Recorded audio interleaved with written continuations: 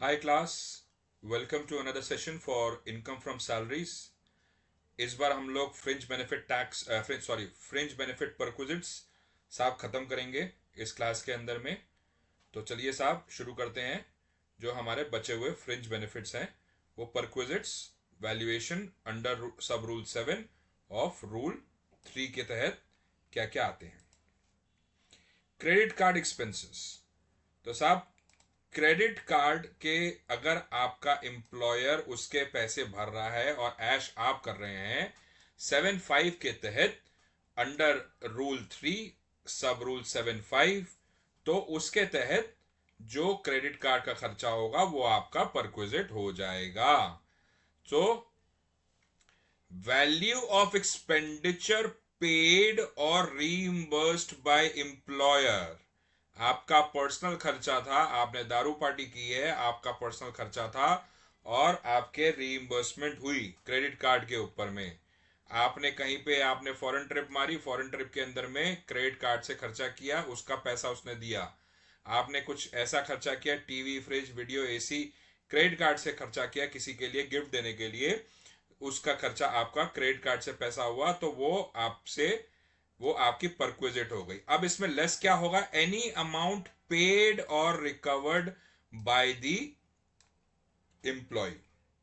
तो साहब जो रिकवरी हुई एम्प्लॉय से, अगर मान लीजिए मेरा क्रेडिट कार्ड का बिल जो मेरे एम्प्लॉयर ने देना था वो 1 लाख रुपया था, एम्प्लॉयर ने बोला भाई आप इसमें से 5,000 रुपया आप दे दो, तो मेरा जो आपका परक्विजिट होगा वो होगा 95,000 rupees.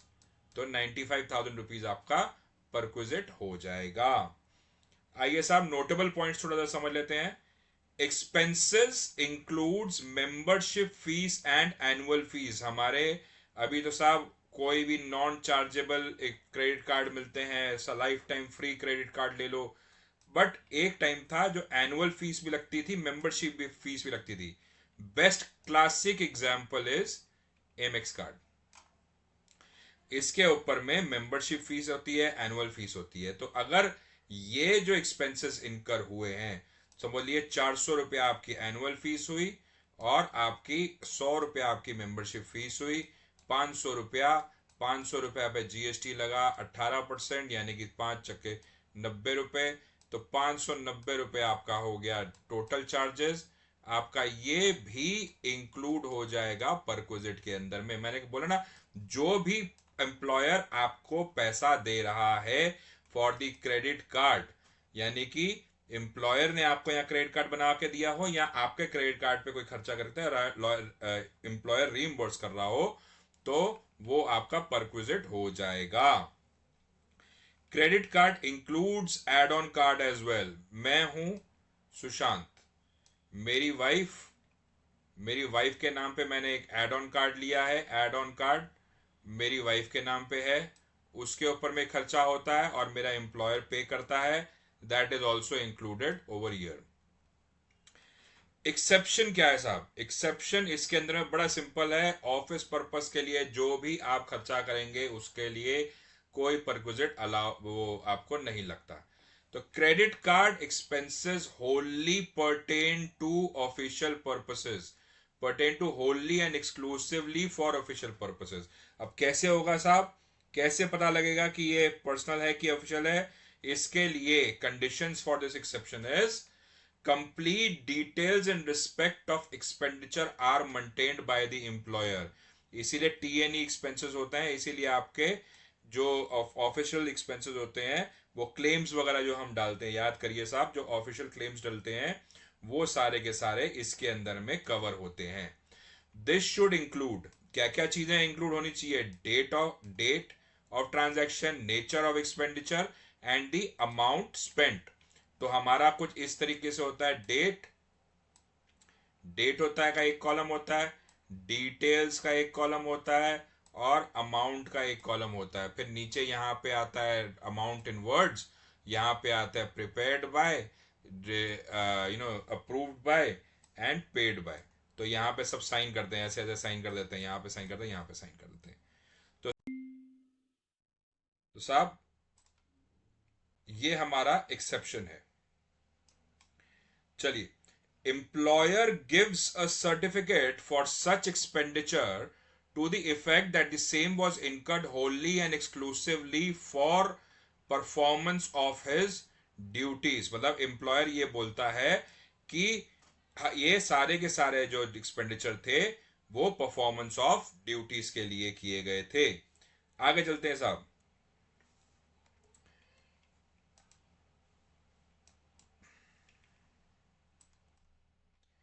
Club expenditure.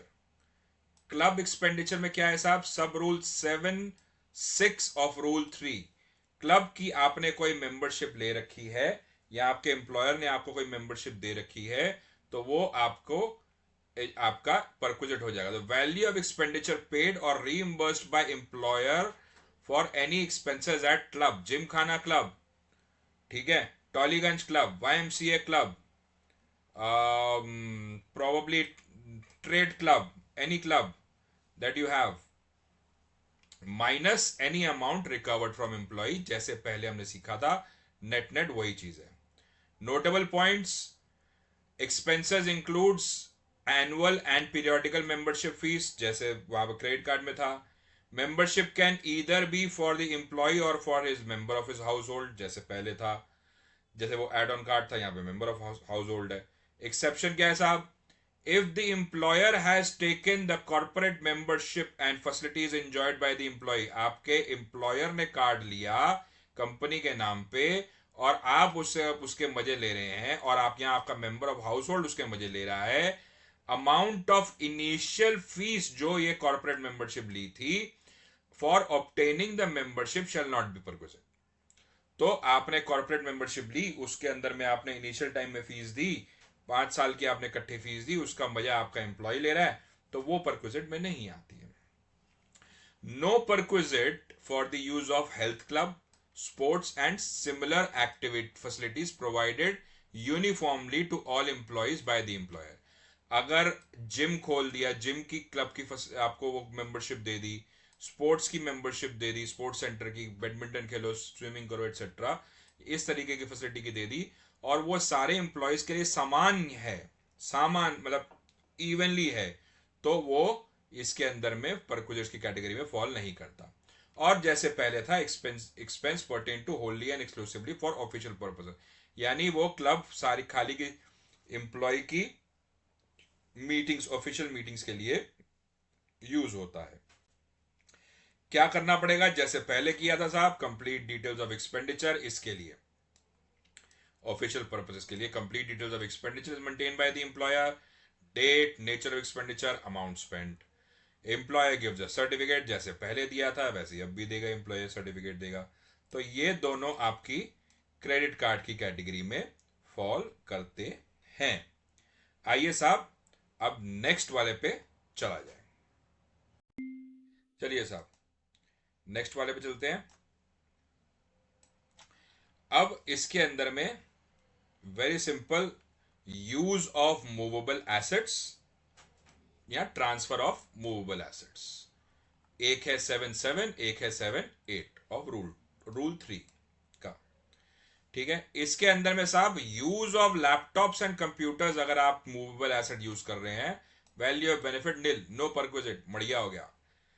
movable assets other than laptops and computers and assets already specified, जो पीछे फर्नीचर वाला जो हमने किया था, तो 10% of the actual cost of such assets or the amount of rent or charge or paid or payable by the employer as the case may be। हमने 40,000 का आपको पर्सनली यूज करने के लिए एक सामान दिया है which is a movable asset, जो पीछे कहीं पे डिस्कस नहीं हुआ है, कोई भी ऐसा एसेट जो पीछे ना डिस्कस हुआ और वो लैपटॉप और कंप्यूटर ना हो, मल्टीप्लाई बाय 10%, यानी 10 साल तक आप आराम करिए, हर साल 4-4 हजार आपको आपके परक्विजिट में लगता जाएगा। इसी के अगेंस्ट अगर मैंने 2,000 रुपए का रेंट पे कर रहा हूं साल का, तो ये आपका परक्विजिट में गिना जाएगा। Any amount in respect of such asset, the amount so paid shall be deducted, मतलब any amount paid by the employee on such asset will be deducted।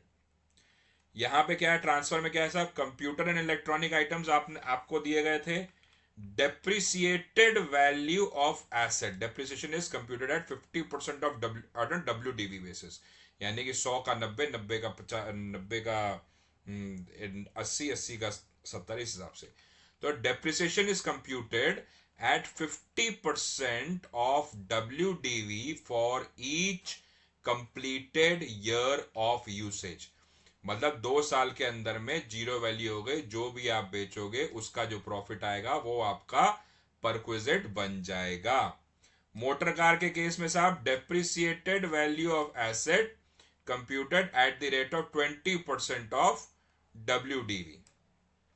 तो 100 रुपया पहले साल, 50 रुपया दूसरे साल, 25 रुपया तीसरे साल, 12.5 रुपया चौथे साल, और सो ऑन एंड सो फोर्थ। इसी तरीके से 100 रुपया का आपका जो एसेट था वो 80 रुपया का आपका अगले नेक्स्ट ईयर के WDV हो गई, 20 रुपया आ गया, 20% डेप्रिशिएटेड वैल्यू 80 रुपया आ गए, 80 रुपये का आ गया आपका 16 रुपये आपके और कम हो गए, 64 रुपये हो गया आपका, 64 रुपये का 20% आपका 12 रुपया 80 पैसे हो गए, so on and so forth. Any other asset 10% सीधा SLM बेसिस पे। ये याद रखिएगा साहब, computer and electronic items are WDV, motor car is WDV, other than these items all other assets are SLM। ये ट्रिकी पार्ट होता है examinations में, ध्यान रखिएगा। Any amount recovered from employee is सीधा सीधा डिडक्टेड। ठीक है साहब, आगे साहब चलते हैं नेक्स्ट बेनिफिट के ऊपर में। चलिए साहब, हमारा नेक्स्ट बेनिफिट क्या है, वेरी क्विकली। अदर बेनिफिट्स मतलब ये हमारा रेसिडुअरी पार्ट है। सब रूल 7(9) ऑफ रूल 3, ये हमारा रेसिडुअरी पार्ट आ गया। Value of any other benefit, amenity और सर्विसेज, राइट और प्रिविलेज प्रोवाइडेड बाय एम्प्लॉयर, जो हमने डिस्कस किया उसके अलावा अगर कुछ बच जाता है तो अमेनिटी, सर्विस, कोई राइट और प्रिविलेज उसको दिया हुआ, मतलब राइट टू यूज उसको दिया हुआ है, प्रिविलेज उसको दिया हुआ है, provided by the employer, shall be determined on the basis of cost to the employer under an arm's length transaction. मतलब प्रिंसिपल टू प्रिंसिपल, ये अगर एम्प्लॉयर का खुद का काम है तो वो बाजार के अंदर में कितने में चीज बेचता, या अगर वो खुद बाजार से लेने गया तो उसकी कॉस्ट ऑफ जो चीज है वो क्या है, as reduced by employees contribution if any is your perquisite। बड़ा सिंपल सा है। मेरे पास एक चीज थी जो मैं प्रोड्यूस करता था, 100 रुपए की मैं बाजार में बेचता हूं, मेरी कॉस्ट इसकी 100 रुपए की जो मैं लूंगा परक्विजिट, आर्म्स लेंथ प्राइस में, मतलब जो बाजार में बेच रहा हूं। अगर मैं कोई चीज ऐसी है जो नहीं बना रहा और बाजार से खरीदते जाता हूं, वो मुझे 500 की पड़ती है, तो मेरा परक्विजिट हो जाएगा 500। अगर मैंने 10 रुपया यहां पर रिसीव कर लिया तो ये 90 रुपया हो गया, अगर मैंने 100 रुपया यहां पर रिसीव कर लिया तो ये हो जाएगा 400 रुपया। नेट नेट ये कह रहा है ये। However, there will be no taxable perquisite in respect of expenses on telephones, including mobile phone, actually incurred on behalf of the employee by the employer. That is, if employer pays or reimburses telephone bills or mobile phone charges of employee, there will be no taxable perquisite। तो सीधा साहब exemption यहाँ पे दे दी गई है। इसी के साथ खत्म होता है हमारा फ्रिंज बेनिफिट्स का परक्विजिट्स। ठीक है साहब, अगले क्लास में हम profit in lieu of salary करेंगे। Thank you for queries, questions and feedback. Please contact me on my email address varmaniassociates@gmail.com. My phone number is given over here, 9873893751. Please do like, share and subscribe to my channel. Thank you for joining in. Bye.